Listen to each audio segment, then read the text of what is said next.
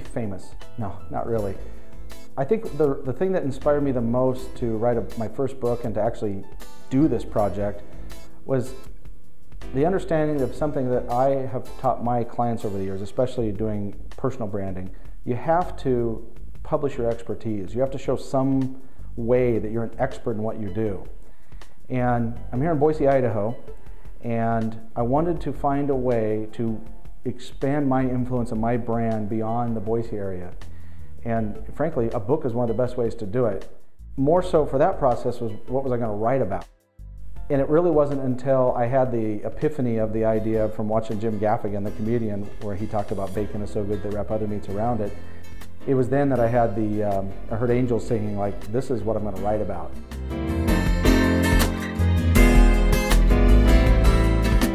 Differentiation is the process of truly standing out from your competition. You need to have differentiation in a bunch of different areas, and I really focus on in the book and in my consulting work on the user experience, product innovation, and the way that you treat the people that touch your brand. I think those are the areas that really create true differentiation.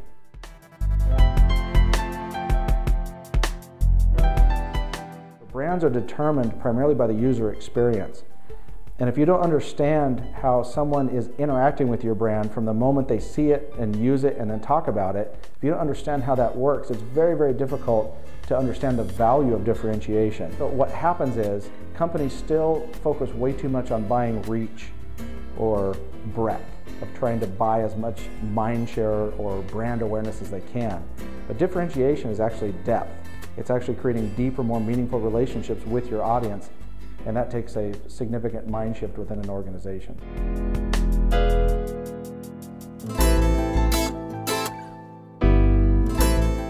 Conformity is what you do when you don't believe that your product's any different than anybody else's. So you copy everybody. You use the same look in your commercials, you have the same uniforms or outfits as everybody else, you use the same messaging, and even worse than that is being a copycat, of trying to be like some other brand when you're not. The problem is the more that you try to look like a nonconformist without actually conforming how you feel or changing how you feel about yourself, the more you look like the 40-year-old dad who's trying to appear cool to his kids. It just comes across as needy and irrelevant, and it actually makes it worse. I hope the readers get a couple of things. Number one is, it really is a manifesto for people that think and act differently to just go ahead and do that. If you have particular religious leanings or political leanings, or you collect stamps, or whatever you are, be you. From a branding standpoint, I want people to really focus on differentiation across the experience of their product, across the development of their product. And really, here's why. Number one, it works. But number two, it actually improves the products that are available to consumers. And what I want people to get out of it is that go do something different. And being different doesn't necessarily mean loud or creating more noise.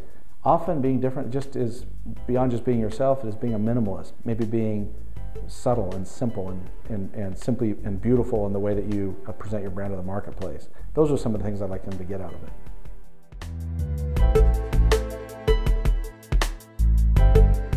An assessment is a 10-point benchmark, essentially, of the elements that create a bacon brand.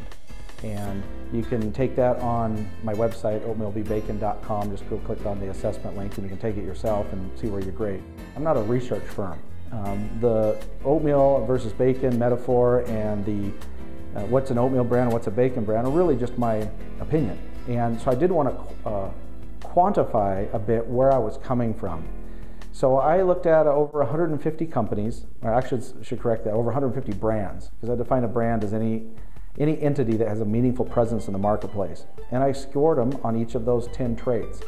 A lot of those brands in my top 10 ended up being, when it was all said and done, similar to the list you see of the most valuable brands in the world. And I think that's because the process of doing some extensive research on their end still produced the same results that I did with my research, in that companies that are doing truly unique and different things It doesn't take a lot of research to figure out that by being truly unique and different, not pretending to be truly unique and different, they are now dominating the marketplace. You know, Apple, for example.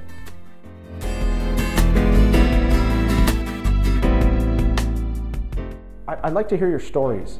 I'd like to hear their stories. I want to hear what they did with the information that I gave them in the book. It's intentionally supposed to be funny. It's intentionally supposed to be short because it's not really all that difficult to be simple. And that's really what the message is. If you are true to yourself, if you have passion and conviction about what you're doing in the marketplace, that will ignite a following.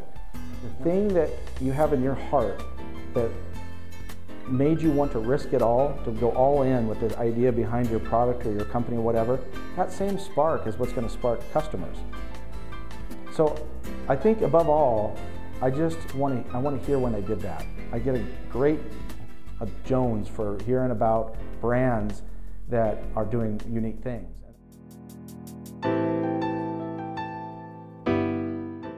Best way to reach me, you can find me on social media. All of my links to social media, Facebook, Twitter, LinkedIn, that's all on oatmealvbacon.com. Of course, there's a contact form there. That's probably the best way to reach out to me. A particular story, just post it on my Facebook page. Just go to Facebook and look for Oatmeal v. Bacon, look for the book page, and post your story.